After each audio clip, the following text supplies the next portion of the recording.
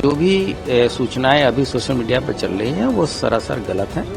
सभी जो ऐसे लोग जो एक जिम्मेदार पदों पे हैं उनको इस तरह की बयानबाजी नहीं करनी चाहिए। उत्तर प्रदेश की राजनीति में जाति आधारित नियुक्तियों को लेकर बड़ा विवाद सामने आया है। समाजवादी पार्टी के राष्ट्रीय अध्यक्ष अखिलेश यादव ने प्रदेश की योगी सरकार पर गंभीर आरोप लगाते हुए कहा कि पुलिस थानों में थानेदारों की पोस्टिंग जातिगत आधार पर की जा रही है।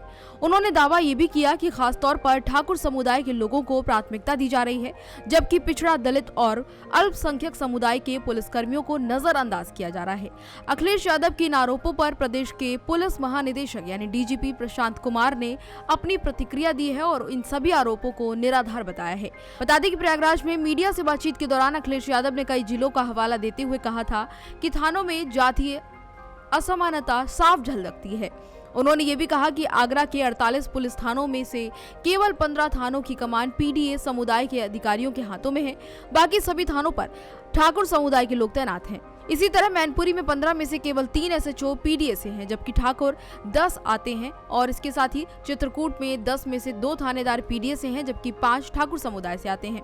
वहीं महोबा में 11 थानेदारों में से 3 पीडीए और 6 ठाकुर समुदाय से हैं। उन्होंने सवाल उठाया कि क्या यही सरकार का सबका साथ सबका विकास का नारा है। अखिलेश यादव ने सीधे तौर पर आरोप लगाया कि प्रदेश में बांटो और राज करो की नीति पर अमल हो रहा है। इसके साथ ही उन्होंने कहा कि योगी आदित्यनाथ सामाजिक समावेशिता और न्याय के मूल्यों से हटकर केवल एक खास वर्ग को फायदा पहुंचा रही है। उन्होंने बीजेपी पर समाज में जानबूझकर जाति और धार्मिक ध्रुवीकरण करने का आरोप लगाया और कहा कि पार्टी कभी धर्म तो कभी जाति के नाम पर समाज को बांटने की रणनीति पर काम करती है। इन आरोपों के जवाब में उत्तर प्रदेश के डीजीपी प्रशांत कुमार ने मीडिया से बातचीत करते हुए साफ किया कि इस तरह की बातें पूरी तरह से भ्रामक है। उन्होंने कहा कि सोशल मीडिया और अन्य माध्यमों से प्रसारित हो रही जानकारी पूरी तरह से तथ्यहीन है। संबंधित जिलों द्वारा इस विषय पर पहले ही स्पष्टता दी जा चुकी है और यदि भविष्य में ऐसी कोई भ्रामक जानकारी सामने आती है तो उसका भी खंडन किया जाएगा। इसके साथ ही डीजीपी ने यह भी कहा कि जिम्मेदार पदों पर बैठे लोगों को ऐसे बयान देने से बचना चाहिए जो बिना तथ्यों के हों और भ्रम फैलाने का काम करें।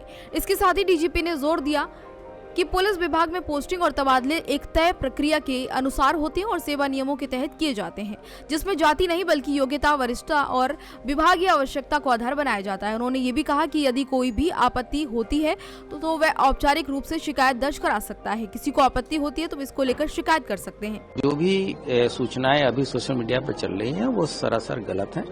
संबंधित जिलों के द्वारा ये सभी को ऑलरेडी अवगत कराया जा चुका है और आगे भी अगर कोई इस तरह की भ्रामक सूचनाएं फैलाई जाएंगी या बताई जाएंगी तो हम उसको स्पष्ट करेंगे और सभी जो ऐसे लोग जो एक जिम्मेदार पदों पे हैं उनको इस तरह की बयानबाजी नहीं करनी चाहिए। ये बयानबाजी ऐसे समय में हो रही है जब समाजवादी पार्टी आने वाले 2027 की विधानसभा चुनाव की तैयारियों में जुटी है और पीडीए समीकरण को अपना मुख्य राजनीतिक एजेंडा बनाए हुए है। अखिलेश यादव लगातार सामाजिक न्याय और भागीदारी की बात कर रहे हैं।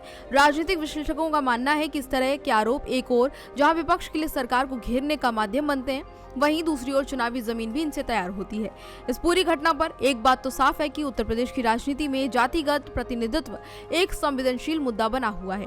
अखिलेश यादव के आरोप और डीजीपी की सफाई के बाद ये मामला तूल पकड़ सकता है, जिससे चुनावी माहौल पर गहरा असर पड़ सकता है। सरकार और विपक्ष दोनों के लिए बहुत महत्वपूर्ण है कि ऐसे मुद्दों को लेकर तथ्यों और पारदर्शिता के आधार पर जनता के सामने रखकर बात करें और ऐसी स्थिति ना पैदा करें जिससे भ्रम की स्थिति उत्पन्न हो।